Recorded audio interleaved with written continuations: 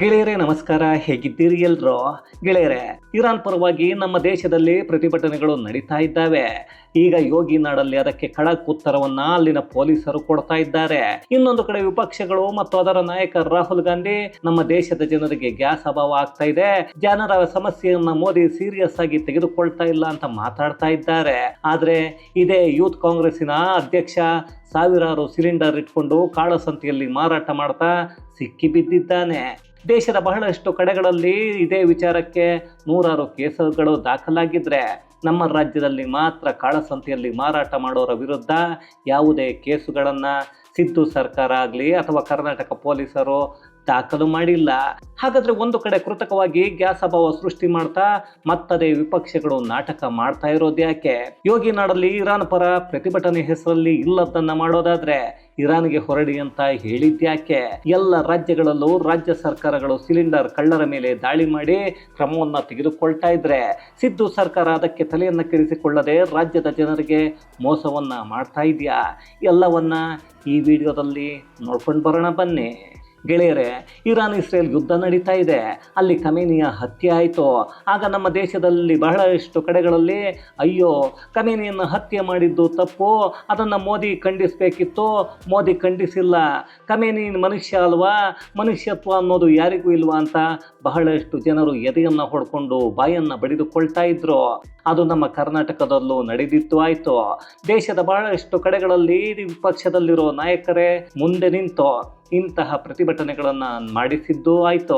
ಅದರಲ್ಲೂ ಭಾರತದ ಒಳಗೆ ಅನುಮತಿ ಪಡೆದು ಪ್ರತಿಭಟನೆ ಮಾಡೋದಕ್ಕೆ ಸ್ವಾತಂತ್ರ್ಯ ಇದೆ ಸರಿ, ಹಾಗಂತ ಪ್ರತಿಭಟನೆ ಹೆಸರಲ್ಲಿ ಗಲಭೆಯನ್ನು ಮಾಡೋದಕ್ಕೆ ಕಾಶ್ಮೀರ ಸೇರಿ ಕೆಲ ರಾಜ್ಯಗಳಲ್ಲಿ ಸಂಚನ್ನು ರೂಪಿಸಲಾಗಿತ್ತು. ಅದರಲ್ಲೂ ಮೋದಿ ಮುರ್ದಾಬಾದ್ ಅನ್ನೋ ಘೋಷಣೆಗಳು ಕೇಳಿದ್ವು. ಇಲ್ಲಿ ಅದೇನೋ ಮೋದಿಯೇ ಖಮೇನಿಯನ್ನ ಹತ್ಯೆ ಮಾಡಿದ ರೀತಿ ಕೆಲವರು ಮಾತಾಡಿದ್ದೂ ಇದೆ. ಇನ್ನು ಕೆಲವರು ಖಮೇನಿ ನಮ್ಮಪ್ಪ ಅಂತ ಹೇಳಿದ್ದು ಆಯಿತು. ಖಮೇನಿ ಇವರ ಅಪ್ಪ ಅಂತ ಅಂದರೆ ಅವರ ಅಮ್ಮ ಯಾರೋ ಅನ್ನೋ ಅನುಮಾನಗಳು ಭಾರತದೊಳಗೆ ಬಹಳಷ್ಟು ಜನರಿಗೆ ಯೋಚನೆಯನ್ನು ತಂದಿಟ್ಟಿವೆ. ಇದರ ಜೊತೆಗೆ ವಿಪಕ್ಷಗಳು ಮತ್ತು ಅದರ ನಾಯಕರು ಅಯ್ಯೋ ಖಮೇನಿ ಅಂತ್ಯ ಆಗಿದ್ದಕ್ಕೆ ಮೋದಿ ಶೋಕಾಚರಣೆ ಕೂಡ ಮಾಡಲಿಲ್ಲ, ಮೋದಿ ಇಸ್ರೇಲ್ಗೆ ಹೋಗಿ ಬಂದ ಮೇಲೆ ಇರಾನ್ ಮೇಲೆ ದಾಳಿಯಾಗಿದೆ, ಇದನ್ನು ಮೋದಿಯೇ ಮಾಡಿಸಿದ್ದು ಅನ್ನೋ ಹಾಗೆ ಎಡವಟ್ಟುಗಳು ಮಾತಾಡಿದ್ರು. ಅಷ್ಟೊತ್ತಿಗೆ ಸಂಸತ್ತೊಳಗೆ ವಿಪಕ್ಷ ನಾಯಕ ರಾಹುಲ್ ಗಾಂಧಿ ಇರಾನ್ ಇಸ್ರೇಲ್ ಯುದ್ಧದ ಬಗ್ಗೆ ಮಾತಾಡಬೇಕು, ಅಲ್ಲಿ ಯುದ್ಧ ನಡೀತಾ ಇರೋದು ಭಾರತಕ್ಕೆ ತೈಲದ ಅಭಾವವನ್ನು ಸೃಷ್ಟಿ ಮಾಡುತ್ತೆ, ನಮ್ಮಲ್ಲಿ ಜನರಿಗೆ ಗ್ಯಾಸ್ ಸಿಗ್ತಾ ಇಲ್ಲ, ಗ್ಯಾಸ್ ಅಭಾವ ಸೃಷ್ಟಿಯಾಗಿದೆ ಅಂತ ಹೇಳೋಕೆ ಶುರು ಮಾಡಿಕೊಂಡ್ರು. ಇಡೀ ದೇಶದಲ್ಲಿ ಯಾರಿಗೂ ಗೊತ್ತಿಲ್ಲದ ಗ್ಯಾಸ್ ಅಭಾವದ ವಿಚಾರ ರಾಹುಲ್ ಮತ್ತು ತಂಡಕ್ಕೆ ಮಾತ್ರ ಮೊದಲೇ ಗೊತ್ತಾಗಿತ್ತು. ಅದೇ ಕಾರಣಕ್ಕೆ ಪ್ರಧಾನಿ ಮೋದಿ ಕೂಡ ರಾಹುಲ್ ಗಾಂಧಿಗೆ ಹೇಳಿದ್ರು, ನೀವು ದೇಶದ್ರೋಹಿಗಳ ಜೊತೆ ಸೇರಿಕೊಂಡು ಹೀಗೆಲ್ಲ ಆಡೋದು ಸರಿಯಲ್ಲ, ದೇಶದ ಜೊತೆಗೆ ನಿಲ್ಲೋದನ್ನು ಕಲಿಬೇಕು ಅಂತ. ಆದರೆ ಹೇಳಿ ಕೇಳಿ ರಾಹುಲ್ ಗಾಂಧಿ ಯಾರು ಹೇಳಿದ್ರು ಕೇಳಲ್ಲ. ಎಷ್ಟೇ ಆದರೂ ಗಾಂಧೀಜಿಯ ಹತ್ಯೆ ಆದ ದಿನ ಇವರ ಪೂರ್ವಜರು ಅಂದರೆ ಅದೇ ನಮ್ಮ ಮಾಜಿ ಪ್ರಧಾನಿ ಇದ್ರಲ್ಲ ಜವಾಹರ್ಲಾಲ್ ನೆಹರು, ಅವರು ಎಡ್ವಿನ್ ಮೌಂಟ್ ಬ್ಯಾಟನ್ ಜೊತೆ ರೂಮ್ ಒಳಗೆ ಯಾವುದೋ ಪುಸ್ತಕ ಬರೆಯೋಕೆ ಸಹಾಯ ಮಾಡ್ತಾ ಇದ್ರಂತೆ. ಅದು ರೂಮ್ ಒಳಗೆ ಯಾಕೆ ಸಹಾಯ ಮಾಡ್ತಾ ಇದ್ರು ಅಂತ ನನಗಂತೂ ಗೊತ್ತಿಲ್ಲ, ಇದನ್ನು ಇತಿಹಾಸ ಹೇಳುತ್ತೆ. ಅಂತಹ ವಂಶದಿಂದ ಬಂದವರಿಂದ ಇನ್ನೇನು ತಾನೇ ಬಯಸೋಕೆ ಆಗತ್ತೆ. ಪಾಪ 4 ದಿನಗಳ ಹಿಂದೆ ಅಮಿತ್ ಶಾ, ನಿಶಿಕಾಂತ್ ದುಬೆ, ಕಿರಣ್ ರಿಜಿಜು ಎಲ್ಲರೂ ಸದನದಲ್ಲೇ ಹುಣಸೆ ಹಣ್ಣನ್ನು ಹಾಕಿ ತೊಳೆದಿದ್ದಾಯ್ತು. ಇಡೀ ವಂಶ ಮತ್ತು ರಾಹುಲ್ ಗಾಂಧಿ ಅದೇನು ಮಾಡಿದ್ದಾರೆ ಅನ್ನೋದನ್ನು ಎಳೆಯಾಗಿ ಬಿಚ್ಚಿಟ್ಟಿದ್ರು.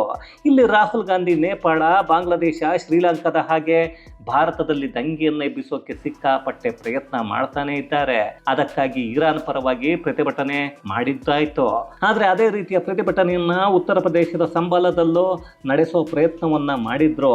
ಅಲ್ಲಿ ಯೋಗಿ ಪೊಲೀಸರು ಮುಸ್ಲಿಮರಿಗೆ ವಾರ್ನಿಂಗ್ ಕೊಟ್ಟಿದ್ದಾರೆ. ಸ್ವಲ್ಪ ಈ ವಿಡಿಯೋ ನೋಡ್ಕೊಂಡು ಬನ್ನಿ. उनको खुजली इस बात की मची है कि साहब झगड़ा तो हो रहा है ईरान के इजराइल के बीच में, और वो बीच में ना अपनी टंगड़ी घुसाए पड़े हैं। भाई अगर इतनी दिक्कत है तो आप बैठ जाओ जहाज में, जब जहाज लेने जा रहा है वहाँ ईरान में फंसे हुए भारतीयों को, तो जहाज में बैठ जाओ और चले जाओ और जाओ लड़ो ईरान की तरफ से, लौट के आ जाओ, बैठ जाओ जहाज में, जब जहाज लेने जा रहा है। लेकिन किसी दूसरे 2 देशों के बीच में झगड़ा हो रहा है और उस झगड़े का अगर हमारे देश में कानून व्यवस्था पर कोई असर पड़ेगा तो हम फिर इलाज कराएंगे बहुत बढ़िया वाला।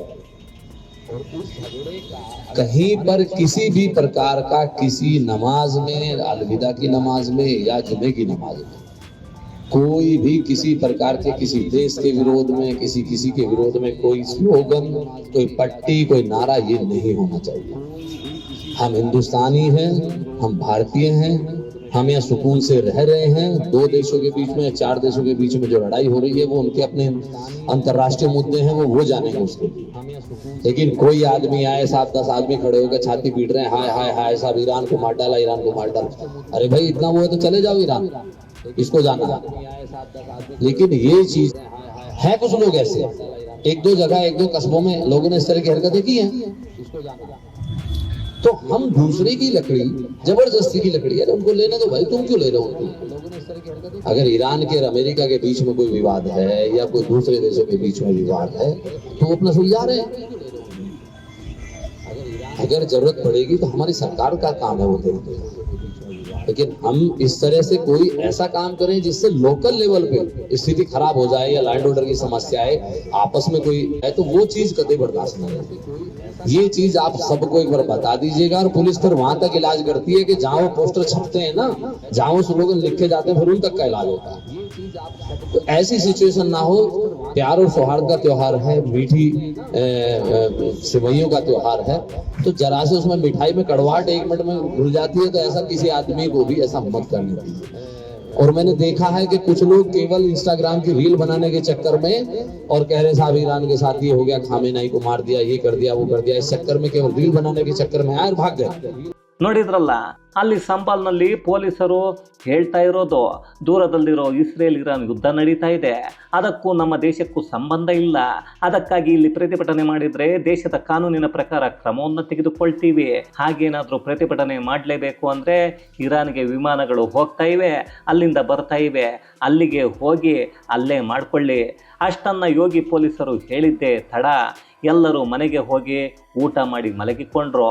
ಅದ್ಯಾಕೋ ಇರಾನ್ ಪರ ಮೋದಿ ವಿರುದ್ಧ ಪ್ರತಿಭಟನೆ ಕೆಲಸವನ್ನ ಮಾಡಲಿಲ್ಲ ಅಂತ ಈಗ ಗ್ಯಾಸ್ ಅಭಾವ ಅನ್ನೋದನ್ನು ಇಟ್ಕೊಂಡು ಒಂದಷ್ಟು ಗಲಭೆ ಸೃಷ್ಟಿ ಮಾಡೋಕ್ಕೆ ರಾಹುಲ್ ಗಾಂಧಿ ಪ್ರಯತ್ನವನ್ನು ಮಾಡಿದ್ರು. ಆದರೆ ಅವರ ಕರ್ಮ ಅಂದರೆ ಉತ್ತರ ಪ್ರದೇಶದಲ್ಲಿ ಅಖಿಲೇಶನ ಪಕ್ಷದ ಶಾಸಕನೇ 100 ಸಿಲಿಂಡರ್ಗಳನ್ನು ಇಟ್ಕೊಂಡು ಕಾಳಸಂತೆಯಲ್ಲಿ ಮಾರಾಟ ಮಾಡೋಕ್ಕೆ ಹೋಗಿ ಸಿಕ್ಕಿ ಬಿದ್ದಿದ್ದ.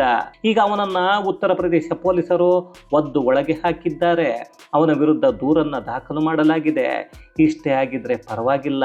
ಮಹಾರಾಷ್ಟ್ರದಲ್ಲಿ ಯೂತ್ ಕಾಂಗ್ರೆಸ್ ಅಧ್ಯಕ್ಷ ಪ್ರಶಾಂತ್ ಭಾರತಿ ಮಹಾರಾಷ್ಟ್ರದ ಚಂದ್ರಾಪುರದಲ್ಲಿ 1000 ಸಿಲಿಂಡರ್ಗಳನ್ನು ಇಟ್ಕೊಂಡು ಪ್ರತಿ ಸಿಲಿಂಡರ್ 5,000ಕ್ಕೆ ಕಾಳಸಂತೆಯಲ್ಲಿ ಮಾರಾಟ ಮಾಡ್ತಾ ಇದ್ದ. ಅವನನ್ನ ಮಹಾರಾಷ್ಟ್ರ ಪೊಲೀಸರು ಈಗ ಬಂಧನವನ್ನ ಮಾಡಿದ್ದಾರೆ. ಅಲ್ಲರಿ, ಒಂದು ಕಡೆ ವಿಪಕ್ಷಗಳ ನಾಯಕರೇ ಕಳ್ಳರ ಹಾಗೆ 1000 ಸಿಲಿಂಡರ್ಗಳನ್ನು ಇಟ್ಕೊಂಡು ಕೃತಕ ಅಭಾವ ಸೃಷ್ಟಿ ಮಾಡೋದು, ಇನ್ನೊಂದು ಕಡೆ ಸಿಲಿಂಡರ್ ಅಭಾವ ಅಂತ ರಾಹುಲ್ ಗಾಂಧಿ ಮತ್ತೆ ಕೆಲವರು ಪ್ರತಿಭಟನೆ ಮಾಡೋದು.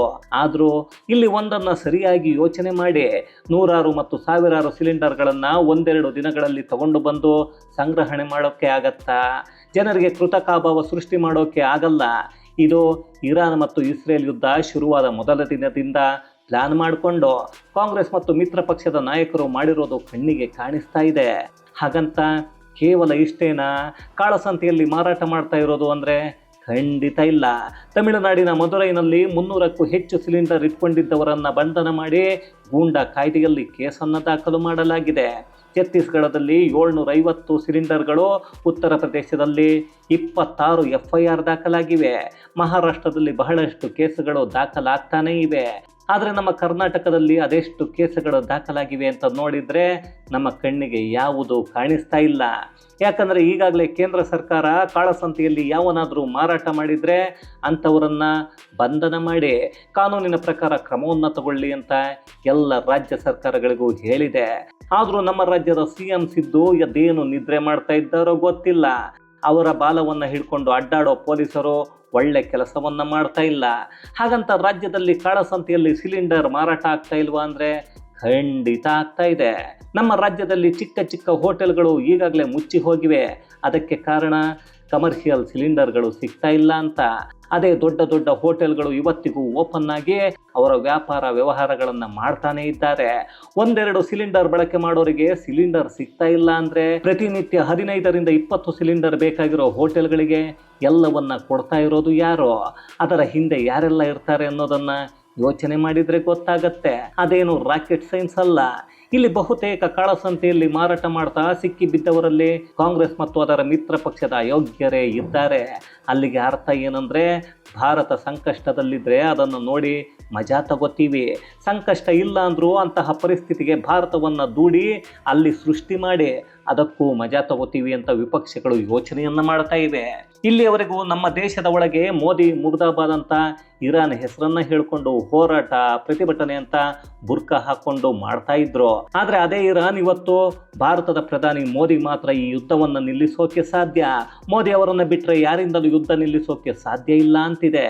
ಇದನ್ನೆಲ್ಲ ಕೇಳಿದ ಮೇಲೂ ನಮ್ಮಲ್ಲಿರೋ ಮುಸಲ್ಮಾನರಿಗೆ ಬುದ್ಧಿ ಬರಲ್ಲ ಅಂದ್ರೆ ರಾಹುಲ್ ಗಾಂಧಿಯ ಹಿಂದೆ ಹೋಗಿ ಲದ್ದಿಯನ್ನೇ ತಿನ್ಲಿ ಬಿಡಿ.